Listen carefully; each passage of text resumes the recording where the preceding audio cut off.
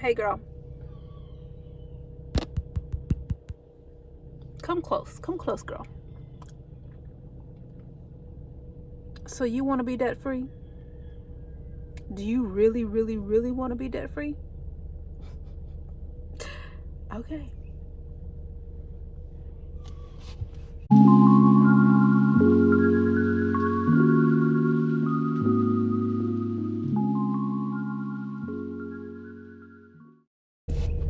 Hey guys, it's Sakina of My Brown Sparkles, and today I'm going to be sharing with you 3 sacrifices I made to become debt free in 2 years.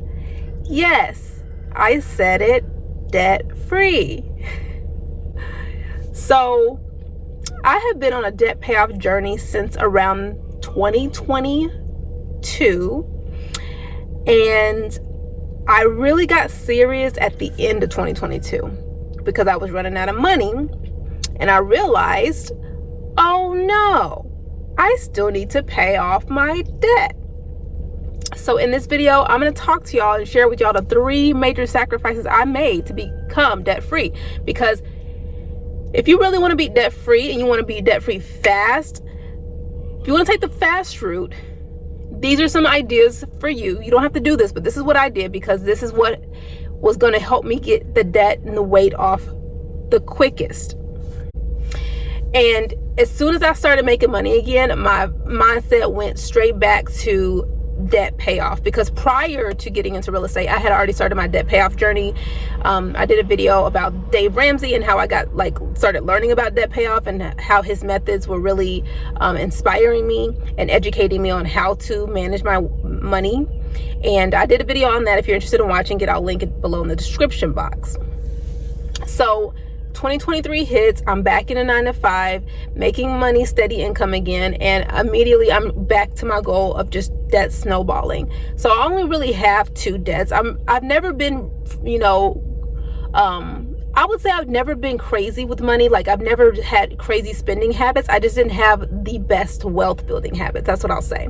I've never been someone who was using credit cards and living outside my means with credit cards, trying to inflate my station in life.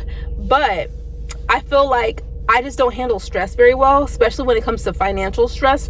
And I find my body feels so much more at ease, and my nervous system is just so much more at ease when I don't have a lot of people that I owe money to, and when I have a big container to hold money. That's kind of a whole nother topic, but I'm using those terms because that's how I view it. And so my first goal was to pay off my car. I think at that time I had about $10,000. No, but I might have had like $9,000 to $8,000 left to pay off on my car. And so I was debt snowballing that. And then I had about 30 something K in student loan debt. And that's something that I started, I didn't touch that yet. I was going to focus on my car. I might be inflating the student loan debt because I might have already put some money towards it, but I'll link a video below. I've already started posting videos on how I got started with my debt payoff so that you have more context on like what steps I took. I'll link the video below so that you can watch that video. But I went to town and I was paying money towards my car like as much as I could. I was paying probably close to $1,000 a month towards my car note. So imagine that as like every month that was going down, the car note was going down by $1,000. So by the end of 2023, I had paid off my car. I paid it off, and I believe it was November. And then immediately I got into a car accident. Yeah, I got into a car accident and it sucked. It was a small fender bender, but it did do some damage to my car that led to some future issues that I'll talk about later in the video. But I just wanted to give y'all that background. Like, it took me less than a year to pay off my car with the method that I was doing, but there's more to the story. So that's why I'm going to share with y'all the 3 sacrifices I made. So in the year 2022, I actually moved back home with my parents because to work in real estate, you really need stability. And if you're not going to have a second job that's going to be pulling in money, you're going to need to like be in a place where you can be stable, or you're gonna have to have a lot of money saved up. I saved up some money, but I didn't save up that much where I felt comfortable and that I wasn't gonna be living in survival mode. So moving back with my parents was just a strategic move for the real estate business, so that I could be financially stable in my mind and in my body, because it's really hard to sell people if you're constantly worrying about where your next paycheck is going to come from. I'm still living with my parents, FYI, as I film this video, and it's helped me tremendously, because not only did I have a financial setback with real estate by running through all my savings, I had to recoup all of that. And the fastest way to do that is by living with my parents, because they don't make me pay rent. I give them some money here and there, but it's not like I have to pay $1,000, $1,200, $1,300, whatever my rent would be, to keep a roof over my head. That's not even, including utilities and all the other extras. So living with my parents was like the biggest sacrifice I've made, and I have toiled with it for so long, because I almost feel like I shouldn't have moved home in a sense, because had I not moved home, I would have stayed working and I would have done real estate part-time, which I think is what I should have done to begin with. But hindsight is 2020. I went the way that I went, and I tried to make the best of the situation. So the best way to make the best of the situation was to take full control of my finances. And I think as a woman, I highly think that this is a good option for most women if you have that option, because I think so many women we're so programmed to be independent. I've lived on my own most of my life after the age of 18. I've moved back a couple times in my time as an adult, but like I've always been able to have my own apartment, never had any issues paying bills, anything like that. But I think women were so programmed to be independent and not depend on a man and all that, and it just messes up our entire hormonal system and nervous system, because honestly, I don't think that women are designed to be footing the bill or hustling so hard to survive. I think that the masculine energy, the man represents a stable place. That's why the man is supposed to provide, because he allows you to relax in your feminine. And so moving back with my parents softened me in a way that I haven't been softened ever in my life, because I no longer had that hustle mentality that I had when I was living on my own. And so it's made it difficult for me to move out, because now my nervous system is accustomed to a certain lifestyle of not like having to worry about paying bills. And I think that I'll be fine when I do move out. It's just that I have to create such a gap between how much money I'm earning and how much money I'm spending, meaning living below my means, so that I can create this nice cushion every single month where I'm putting that away and using it to invest and build my portfolio. But my nervous system has changed a lot. So that's one of the biggest sacrifices I made. I think it's the most beneficial, because it allowed me to pay off my debt so quickly. I mean, 2 years I paid off $40K worth of debt on a meager, I won't say meager salary, but how much I was earning was not a lot. So it allowed me to make the most impact with what I was earning. We're so focused on trying to earn more, which is always the goal. However, you can do a lot with whatever you're making if you're in the right living situation. So that's what I did. I was like, rather than me trying to hustle and climb the corporate ladder super fast, let me just maximize what situation I'm in. Because a lot of times what you don't realize is a lot of people who have these high salaries, it's called I think it's called like salary creep or something like that, something similar to that. But it's basically like as your salary goes up, your spending goes up. So you're never really getting ahead. So it is quite possible for you to have a lower salary and still be doing better than people who are earning more than you, because they have inflated their lifestyle to match their salary. As long as you live well below your means, you're going to be great, because it's all about how much money you keep, not how money you make. Obviously the goal is to make more, but as long as you're keeping more than you spend, then you're going to be in good shape. So never look down on yourself, because I know that the people that I was working around, that I was doing better than a lot of them, because they all had these really expensive car notes, these expensive mortgages. They spent a lot of money shopping. They had credit card debt. Like literally, I had my manager at one of my jobs, she would like go like down the list of all the debt that she had with us. I have no idea why she was so open with us about how much debt she had and how much she needs to pay off. And I was just like, wow, like I don't even have nearly that much. No wonder these people are stressed out, because they are living so far beyond their means, and they have all these bill collectors on there knocking on their door every month, and I don't even have that. And just to imagine, like my student loans are in forbearance until like 2026, I think. So I never even had to worry about that. But they're not accruing any interest, and when I was paying off my car, they weren't accruing any interest. So I used that time to really put and double down on all the car payments until the car was paid off. And then obviously you can go down. I went down to liability on my car insurance because it's a car. My car is probably worth maybe $2,000 at this point. It's older, and because I got into the fender bender, it has a little bit of cosmetic damage on the front, not a lot, but just a little. And so I don't think it will be worth that much.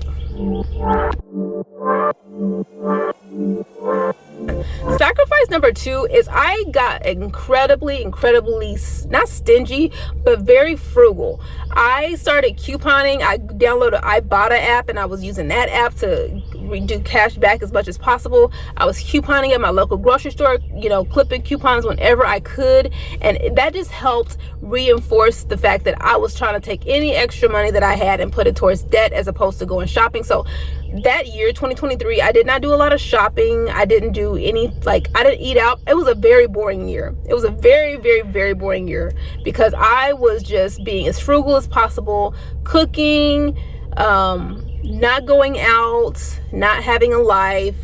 And I was like, it's worth it because I've had a lot of life. I've lived a lot of fun life. I've traveled some, not a ton, but I've traveled some. I've been outside the country a couple times, and I've been able to travel across the U.S. a few times. So I was like, I've done some living. It's time for me to really put on my adult panties and get my finances in order. So I did it, guys. I paid off the car in November, and then I got into that car accident. And guess what? A couple months after the car accident, my AC stopped working. So that's number 3. The sacrifice number 3 that I made was I did not get the AC in my car fixed. I'm sitting in my car right now. It's 86 degrees. I don't have AC. Still, and this is a year after the AC stopped working. I don't have AC, and it's tough being in Texas and not having AC. And the car is paid off. So I went and I got it inspected to see how much it would cost to get the AC fixed. And due to some of the damage that happened with my little fender bender, it damaged some components on the internal of the car, which means that if I were to get my AC fixed, I'd have to get an entire AC kit, which costs thousands of dollars, which is not something that I want to put into this car because I don't really feel like the car is worth that much. I would rather take that money and just put it towards another used car. I didn't buy this car new. I bought it gently used, and I have done that with all cars that I've never owned a new car. Don't plan on owning one anytime soon, but I would take the money that I have and I would just go buy another gently used car because that just makes more financial sense. Now you might be wondering, so why don't you just go do that? And I'm just like, you know what? I don't care about the AC situation. Typically, when I'm working full time, I go to work in the morning, so it's not cold, it's not hot, and then I'm in the office all day. Then I drive home and it's hot. And that's the only time I'm sweating or that it's unbearable. But during the day, I'm usually at work, right? Well, right now I'm not at work, so there is a little hack that I do, and that hack is I go to Quick Trip, Quick Trip or any other big convenience store, and I get myself a nice ice cold beverage. And let me tell you, this is just as good as AC. If you are riding your hoopty and your AC is out, I highly suggest you try this trick because it works. I could be super hot and sweaty and then immediately get one of these ice cold beverages and start drinking it, and then it all goes away. Like I stop sweating, I stop being hot, and it's just like it helps regulate my temperature and it gets me through my drive for wherever I'm driving. And I live in a rural area, so a lot of times I'm going into the city, and so those drives could be 30-40 minutes, but with this baby, oh my god, everything's good. and I'm getting my hydration in for the day. I usually get an unsweetened whatever, so unsweet tea mixed with some sugar-free lemonade. I got myself a little Arnold Palmer, and that's a way that I'm saving money. And so during that whole ordeal of my car not having AC, which it still doesn't, but I was, after paying off my car, I started focusing on student loans. So the money that I was putting towards my car, I started putting towards my student loans. So I'm talking, I'm paying $1,000, $1,200, $1,500 a month towards my student loans. Still living frugally, but at this point, I was considering moving out. And I realized, like, a couple times I've already attempted to move out, but my nervous system just isn't able to handle the stress of the idea. And so what I've had to do is gently stretch my spending, because I had contracted so much and I had become so frugal that it didn't feel good to spend on anything. Even though I had this nice little nest egg that I had saved up, it still felt really nerve-wracking for me to spend. So I knew that I had to gently expand my nervous system to get accustomed to spending large sums of money again. And so that's what I started to do. I started to shop more, started to buy higher priced items and invest in things, and treat myself every now and again, just so that my body and my mind got used to spending more, because I had contracted so much. I was only spending like $1,200 a month on myself and like my bills and things, and then everything else was going towards my debt. And that's what I've done all through the year. Throughout the year 2024, I just was saving a ton of money and putting as much towards my debt as possible. So I don't follow Dave Ramsey's debt payoff method completely, because I feel better when I have money in my bank. Like, when I have money in my bank account, I feel so much better. So I was saving and paying off debt. And now at this time, I'm not technically debt free, because I do have a balance remaining still on my student loans. However, I have more than that amount in savings. So if I want to pay off my student loans today, I could do so, and I would still have some money left over in my little nest egg. The reason why I haven't paid it off, is because I'm not accruing any interest. So I would rather keep that money in my high yield savings account where it's earning interest. So I'm earning, I don't know, $80, $100 a month extra just on interest on that amount of money. And then also learning to invest and starting to put money into investment accounts. That's something also that I'm doing. So I would rather grow the money that I have, and then when I absolutely need to, like when that interest hits again, that's when I'm just gonna pay it all off and have it done. So there you have it, guys. Those are the 3 sacrifices I made to pay off my debt. They are controversial, especially moving back home with your parents. I think that's been a topic lately. I've seen it in the news a lot, because a lot of adults just cannot afford to live on their own. And when you're single, yes, life can be expensive if you don't know how to manage your money right.